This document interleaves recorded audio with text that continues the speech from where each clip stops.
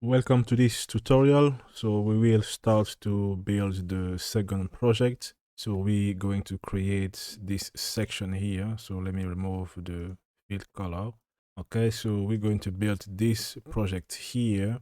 And in this project, what we're gonna learn, we will learn how to add block theme. So we're gonna make the title and the description here to be acting as a block theme.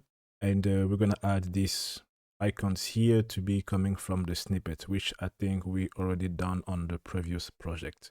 And these images here is gonna come from a collection, and we will talk about also the section ID.